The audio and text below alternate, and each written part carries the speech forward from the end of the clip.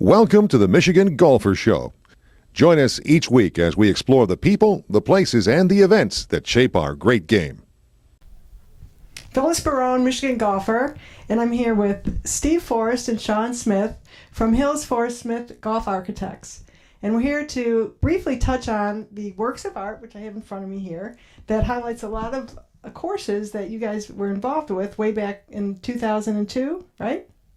That's correct. That's when the book really became a feature of our company and highlighting the courses that we have done. But it really covers the 50-year span of Arthur Hill's career.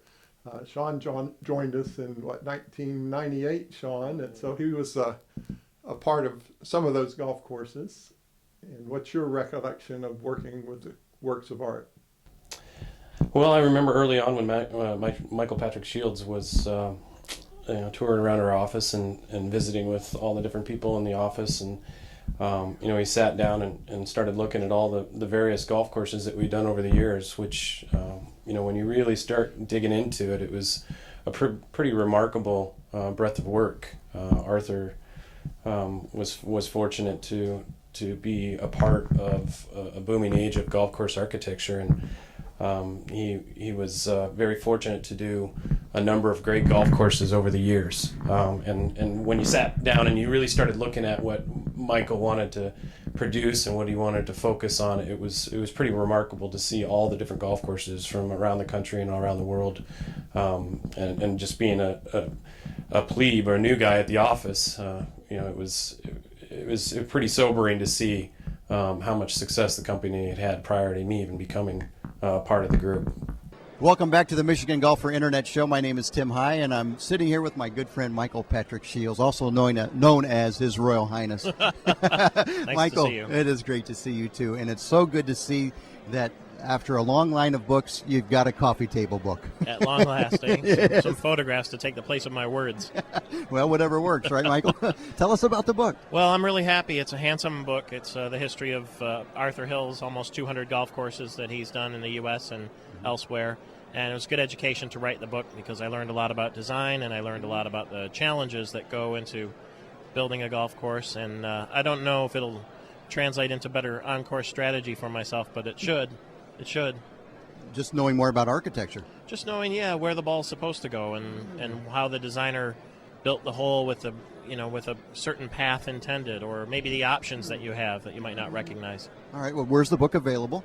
Wherever books are sold, but mainly at Arthur Hill's Design Golf Courses, and also at Amazon.com or ArthurHills.com would probably be the best place. All right, and there are many of those golf courses in the state of Michigan. There sure are. Some of the peaches. And they are, and name some of the ones that people might not know that Art Hills was the backer of, or the backbone of. Well, I'll tell you a funny story. The first time I met him, Arthur Hills, was at a golf course he was opening in Miami. And as you know, his headquarters is in Toledo. And I said to Arthur, I just played one of your original courses in Toledo, Brandywine. And he said to me, well, I didn't know too much about what I was doing when I built that course. And I was overcome by the candid nature of the fella. And but if you go to courses like Daily Fee course, like Riverview Highlands, I mean, everybody knows about Bay Harbor and the Double JJ Ranch and some of the more popular ones. But I think you'll find if you go to the Daily Fee places and you'll see that the courses are highly playable and fun. You know, one thing, if I may, I'd like to quote something that Brent Wadsworth, which he was a good friend of Arthur Hill's, right? He created this poem, which I think it describes Mr. Hill's pretty nicely. He said, off he went over hill and dale, designing a mound and cutting a swale. Beauty created and cunning hazards amassed, along the way a golf course to last. Courses that will fill the joy of hitters long, and those for punks who can only sing a song. I thought that was quite humorous. In every hole, far and wide, a story of glory with never a chide. For with Arthur, he is the one, the very best, with courses dutifully done. I think that really describes Mr. Hill's and his design and how he looks at a piece of land and just, doesn't move a lot of dirt, as they say, right? Is that right?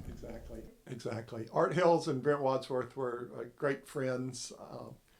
Brent used to always kid Arthur that his plans were cartoons and that the guy on the bulldozer really was the artist in the whole effort. So what we'd like to talk about a little bit, building on the building block of the works of art, are a couple of courses that came online right as we were finishing the book around 2002, 2003. One of those was kind of at the end of what we call the Country Club for a Day era in golf course design. It really started in the mid-90s when many municipalities thought it would be very beneficial to have a public access golf course in their community. So they spent the money to build really high quality golf facilities that had clubhouses that would rival private country clubs. The golf courses were well designed by famous, or at least popular golf course architects with good strategy. So it really was like providing public access to the public to a country club type experience. And one of those that, Phyllis, you had the opportunity to play was Lyon Oaks with the Oakland County Park system. And it was kind of at the end of that era, unfortunately, but it's a really wonderful public golf facility. Well, I think Lyon Oaks is really a true test of someone's ability. Like you said, I played it when they had a media day there, and I think we had this earlier conversation. I teased Mr. Hills a little bit about his forced carries, and I think it was, you mentioned it was maybe 18, number 18, I think. Yeah, it was a par 5.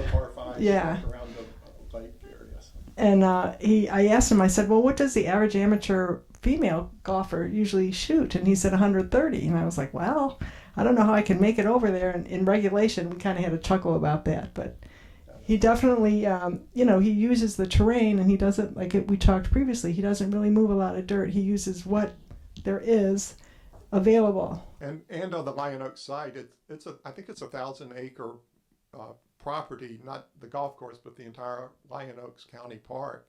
And the golf course obviously took probably 240 acres of that. But it's a natural Michigan wilderness, or at least it was when we started, with wetlands and many forested areas, some beautiful rolling terrain. It was really a wonderful site for a golf course, and we were able to work through the permitting and get 18 holes built. It was actually a 27-hole master plan, and I checked on Google Earth the other day. They still haven't filled in the available land where the 27 holes were, where third 9 was to go. So if you're listening, please go ahead and build that third 9 at Lyon Oaks in Oakland County. It's a beautiful piece of property. Well, it definitely is one of the best public courses in the area, for sure. Absolutely. Yeah, it's fun to go online and read some of the reviews where they talk about, wow, I was blown away by the value here. So as we move on, another course that we didn't really mention was Catawba Island Club in Catawba Island, Ohio, which is near Sandusky and Port Clinton. That's where you catch the ferry to Put-in Bay, if any of you have ever had the opportunity to enjoy that experience. So that's a whole other story. But Catawba Island Club was first, I'm not sure when it was first founded, but we first became aware of the project way back in 1982. It's owned by the Stouffer family that originally had part in the Stouffer Foods enterprise. They sold out their portion. And they had a small marina there and a 9-hole, really short, almost executive type golf course. And over the years, they had a vision to develop this into a world-class marina, country club, and residential development as well. So as the residential development and properties became available, they would sell portions of it. And from that, they were able to go from 9 holes to 12 holes to 15 holes and finally 18 holes. And that's no exaggeration. That's exactly how it was done. And it took about 25 years to go from the original concept to completion, which I think was realized in about 2005. But it's got quite a mix of golf holes on it. As the properties came online, we got some interesting shapes of properties. One of those, Sean, was around the lake that is currently holes 14, 15, and 16. And that's almost like the Amen Corner of Catawba. I know you play there quite often. You want to talk about those 3 holes? Yeah, 15, 16, or excuse me, 14, 15, and 16, because of the confined configuration of the land in that particular spot, we were really kind of forced to go back-to-back par 3s and then a par 4. So 14, 15 are par 3s that play over the lake. They've got kind of subtle views through some of the new homes that are out there of Lake Erie, but they're very strong holes. They're round breakers for me more often than not when I come through there. You get a good round going, and you usually dump one in the water on one of those 2 holes.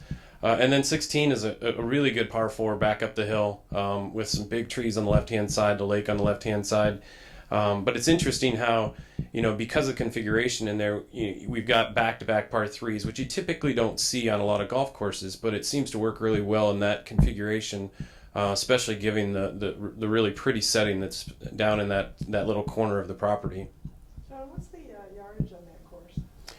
I believe I can't, off the top of my head, I want to say that it's about 6,700 yards. I think they've stretched it out a little bit in the last few years. They've added a couple what I refer to as bleeder tees in the back for the real long hitters. And I have yet to step out to those tees yet. I find myself moving forward as I get older, but it's a golf course that it's not terribly hard.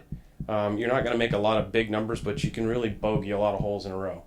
And it'll catch up to you. But it's a lot of fun for the average members out there. There's some rolling greens in the bunkers. There's usually some open entries to the greens. So while it's challenging for the good players, they're not gonna tear it up. For the average members that belong out there, there's enough space, enough forgiveness to go out and have a fun round of golf, which I think is really important at that at Catawba Island Club, because it's a unique place in that it's a second home to a lot of people. A lot of people are members at clubs in Detroit or Cleveland or Toledo, and they go there to just kind of relax, to decompress for a weekend. So they don't want to go out and get beat up on a golf course. They want to go out and have a fun round of 18 holes and go out on their boat and spend some time on the lake, or go down to the pool and spend some time with their kids. So it's a really, I think, a well thought out design in that respect, because it's fun for everybody. Thank you, Steve and Sean, for highlighting 2 of the courses that were not really highlighted in the Works of Art book. But we had a pleasure talking to you about them today, and thank you very much.